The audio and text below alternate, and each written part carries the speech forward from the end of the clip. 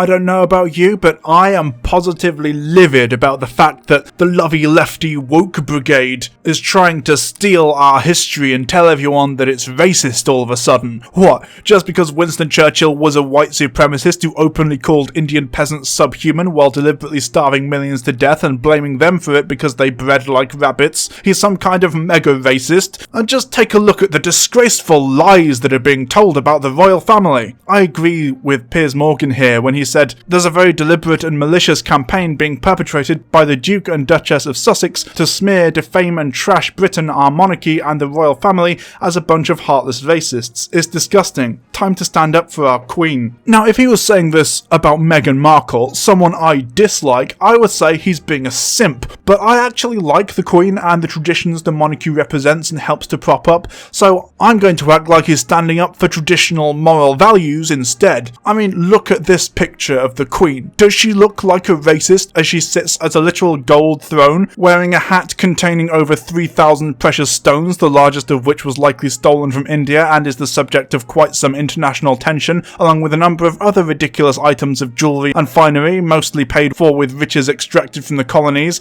and in some cases actively stolen or claimed after a pile of bodies had piled up. Likewise, the mummified corpse of what was once Prince Philip isn't a racist, apart from all the racist things he's said and done in the past. It's ridiculous that Prince Harry would be upset that someone in his family would make remarks about the colour of his unborn child, and frankly I'm disgusted that he hasn't been stripped of all his titles already. Let's ignore Prince Andrew, who has received much less scrutiny and criticism for now, despite being very likely to have committed a heinous sex crime though. Hey, he hasn't dared to question the Queen.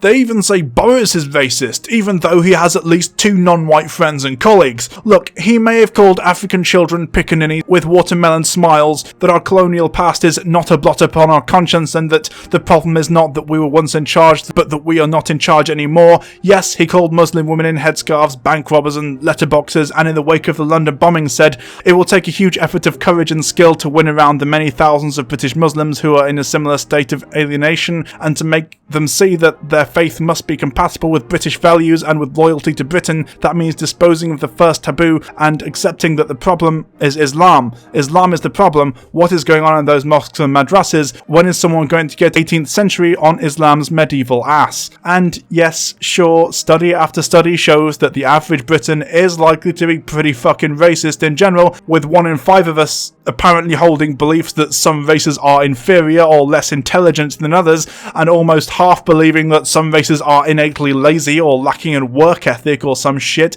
But that doesn't mean that we're a racist country just because of our history of brutal colonialism, our wealth and prosperity having been built on the back of slaves, and the fact that culturally we appear to have a lot of misconceptions and underlying prejudices regarding race and ethnicity, to the point where we are introducing legislation that directly targets Roma people, deliberately criminalising blackness, deporting people who've lived here for 50 years, and of course our police force is disproportionately likely to employ violence against non-white people according to official statistics.